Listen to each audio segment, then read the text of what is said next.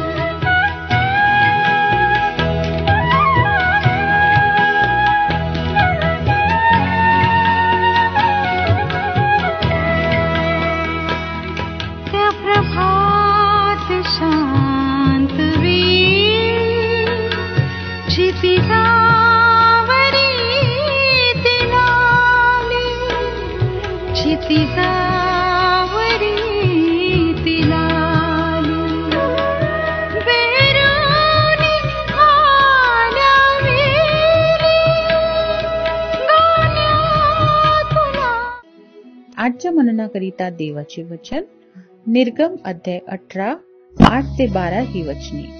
निर्गम अध्याय 18 8 ते 12 ही वचने.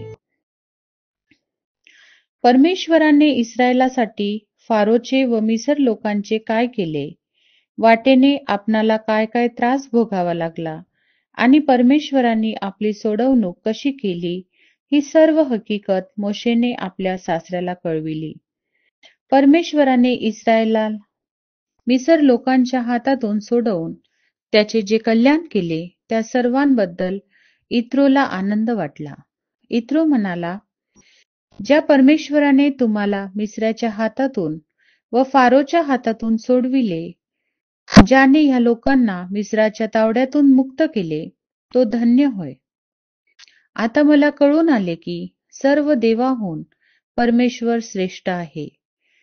ज्या बाबतीत मिस्रांनी इस्रायलाशी ताठ्याने वर्तन केले, त्या बाबतीतही तो श्रेष्ठ ठरला.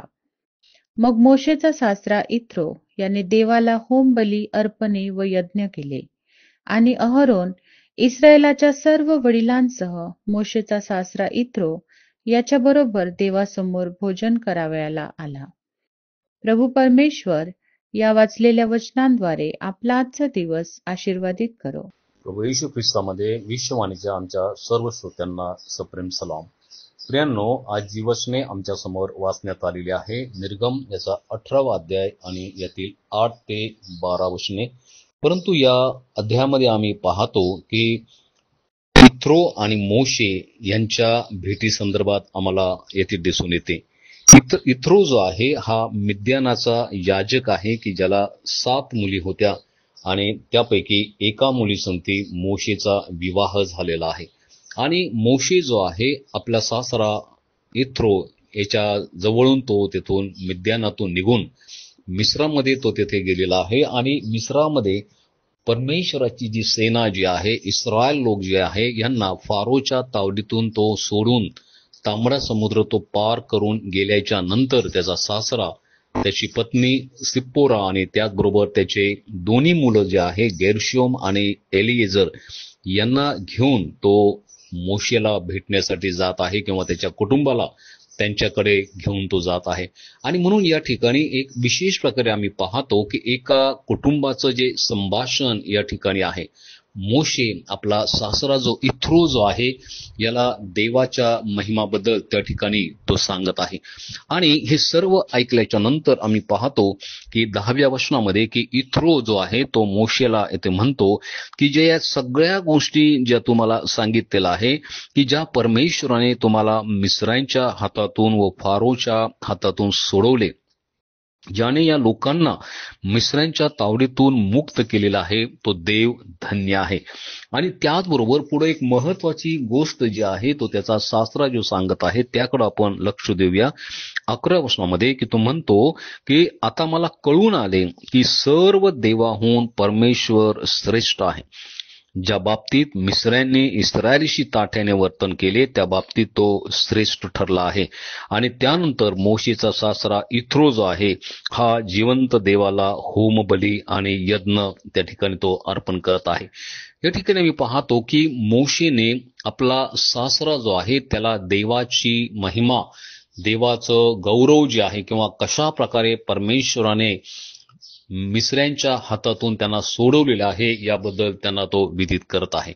आणि खरंच प्रियांनो, आज अत्यंत महत्वाची ही गोष्ट आहे आणि ती म्हणजे की आम्हाला येशू ख्रिस्त हा आमच्या कुटुंबामध्ये सांगणं हे अत्यंत महत्वाचं आहे, किंवा आमच्या लोकांकडं आम्ही सुवार्ता घेऊन जाणं ही अत्यंत महत्वाची गोष्ट आहे. अनेक वेळेस कधी कधी आम्ही त्याकडं लक्ष देतो. आमचे अनेक प्रियजन, आमचे अनेक जवळचे लोक, आमचे अनेक नातेवाईक आजही पापाच्या दलदलीमध्ये फसलेले आहेत. परमेश्वरापासून, प्रभू येशू ख्रिस्तापासून, त्या तारणापासून ते दूर आहेत. आणि म्हणून आज आम्हाला विशेष प्रकारे त्यांच्यासाठी परमेश्वराकडं मध्यस्थी करणं हे अत्यंत महत्वाचं आहे. आणि म्हणून आजच्या दिवसामध्ये पुन्हा एकदा आम्ही आमच्या नातेवाईकांसाठी, आमच्या प्रियजनांसाठी आम्ही प्रभूकडं गुडघ्यावरती येऊन आम्ही त्यांच्यासाठी आम्ही प्रार्थना करूया. प्रभूला म्हणूया की प्रभू, हे आमचे प्रियजन जे आहे ज्यांच्यापर्यंत अजूनपर्यंत ख्रिस्त जो आहे तो पोहोचलेला नाही. मोशेने आपला सासरा इथ्रो याला सर्व महिमा सांगितलेली आहे की जी परमेश्वराने एक महान कृत्य जे आहे ते केलेलं आहे. आणि म्हणून त्यांनी हे कबूल केलेलं आहे की आता मला कळून आलेलं आहे की सर्व देवाहून परमेश्वर श्रेष्ठ आहे. आणि होय प्रियानो, आज आमची जबाबदारी आहे की आमच्या प्रियजनांनी, आमच्या नातेवाईकांनी हे कबूल करावं की देव हा श्रेष्ठ असा आहे. आणि यासाठी विशेष प्रकारे आम्ही प्रभूकडे प्रार्थना करूया. पण हे आमच्या स्वर्गीय पित्या परमेश्वरा, आज मी प्रार्थना करतो ते बापा प्रभू की आमच्यामध्ये जर कोणी असे असेल की ज्यांच्या प्रियजनांपर्यंत अजून ख्रिस्त गेलेला नाही, ज्यांचे लेकरं देवापासून लांब आहेत, ज्यांचे आई वडील देवापासून लांब आहेत, ज्यांची नातेवाईक तुझ्यापासून लांब आहेत, अशा सर्वांसाठी प्रभू आज आम्ही प्रार्थना करत आहोत की आमच्याद्वारे त्यांना ख्रिस्त कळा. प्रभू, हो दे की त्यांनी हे स्वीकारावं की सर्व देवाहून परमेश्वर हा श्रेष्ठ आहे आणि त्याद्वारे तुझं गौरव व्हावं. येशूच्या नावात ही प्रार्थना केली म्हणून तो ऐक. आमेन.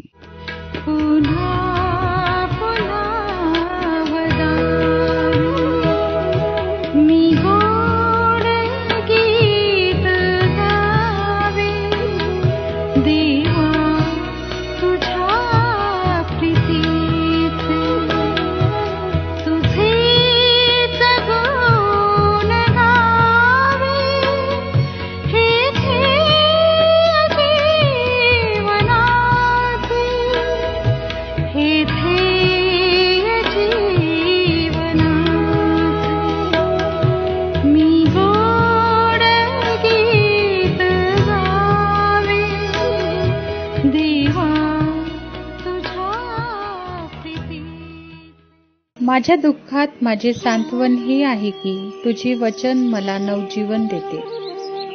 आमचा टोल फ्री नंबर 1-800-2700-333.